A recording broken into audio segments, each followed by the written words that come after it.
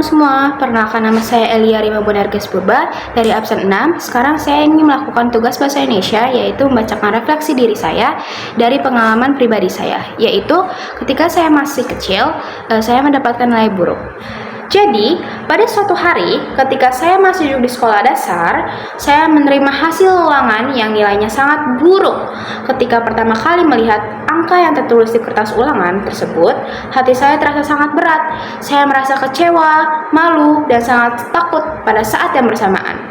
Perasaan itu semakin kuat ketika saya pulang ke rumah dan menunjukkan hasil ulangan tersebut kepada orang tua saya. Mereka langsung memarahi dan menegur saya karena dianggap tidak belajar dengan sungguh-sungguh. Kata-kata yang keras yang keluar dari mulut mereka membuat saya ingin menangis. Namun, di dalam hati, saya juga menyadari bahwa orang tua saya marah bukan tanpa alasan.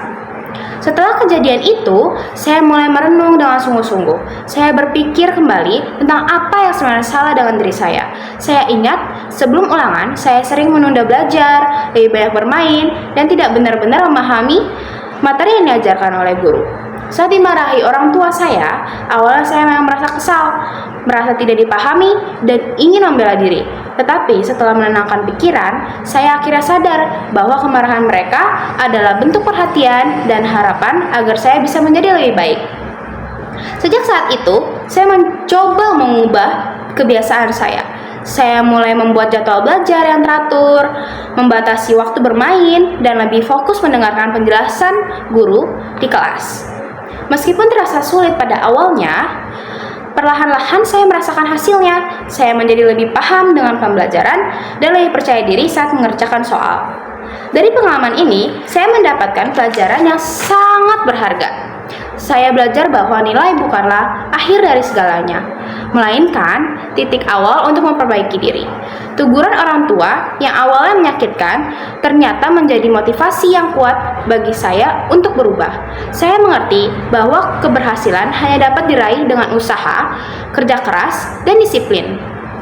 Setiap kegagalan yang saya alami akan saya jadikan batu pijakan untuk melangkah lebih maju. Kini saya bertekad untuk tidak mudah menyerah, terus belajar dengan giat, dan membuktikan kepada orang tua saya bahwa saya mampu meraih prestasi yang lebih baik. Dengan begitu, pengalaman buruk mendapatkan nilai jelek dan dimarahi orang tua tidak lagi saya anggap sebagai beban, melainkan sebagai titik menuju keberhasilan. Dan sejak saat itu, saya berkomitmen untuk menjadi disiplin dan menuju masa depan yang sukses. Selanjutnya, saya akan membacakan analisis struktur dan analisis kebahasaan dari cerita yang saya ceritakan tersebut. Jadi isinya 3 struktur, yaitu orientasi, insiden, dan interpretasi. Saya akan membacakan orientasi terlebih dahulu. Suatu hari, saya menerima hasil dengan nilai yang sangat buruk. Ketika melihat angka di kertas ulangan saya merasa kecewa, malu, dan takut. Perasaan itu semakin berat saat saya menunjukkan hasil tersebut kepada orang tua di rumah. Mereka langsung memarahi saya dengan kata-kata yang keras. Hal itu membuat saya merasa bersalah, sedih, dan suasana rumah menjadi tegang. Namun dalam hati saya, bahwa kemarahan mereka bukan tanpa alasan. Lalu lanjut di insiden. Insidennya adalah saya merenung dan sadar bahwa saya sering menunda belajar. Sejak itu, saya mengubah kebiasaan dengan membuat jadwal belajar, mengurangi bermain, dan lebih fokus di kelas. Selanjutnya yaitu interpretasi. Di sini adalah saya belajar bahwa nilai jelek bukanlah akhir dari segalanya, melainkan awal untuk memperbaiki diri. Teguran orang tua yang terasa menyakitkan justru menjadi motivasi besar bagi saya untuk berubah. Saya belajar bahwa keberhasilan hanya bisa diraih dengan usaha, kerja keras, dan disiplin demi masa depan yang lebih baik lagi. Sekarang, mari lanjut dengan analisis kebahasaan, yaitu penggunaan kalimat kompleks. Kalimat kompleks yang memiliki lebih dari satu klausa, yaitu induk kalimat ditambah dengan anak kalimat.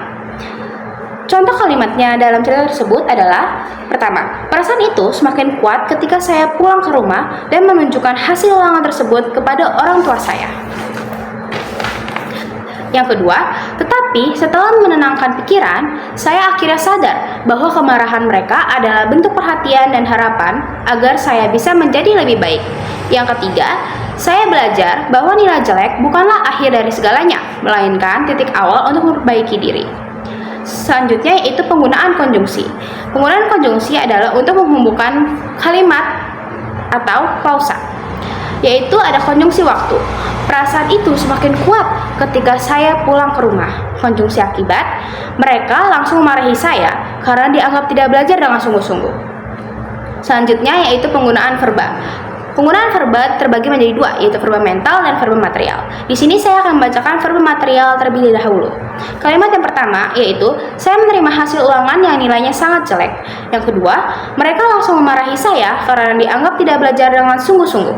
Yang ketiga, saya mulai membuat jadwal belajar yang teratur, membatasi waktu bermain, dan lebih fokus mendengarkan penjelasan guru di kelas. Yaitu, langsung kita lanjut ke verba mental. Yang pertama yaitu, ketika pertama kali melihat angka yang tertulis di kertas ulangan, hati saya terasa sangat berat. Saya merasa kecewa, malu, dan takut. Yang kedua, namun di dalam hati, saya juga menyadari bahwa orang tua saya marah bukan tanpa alasan.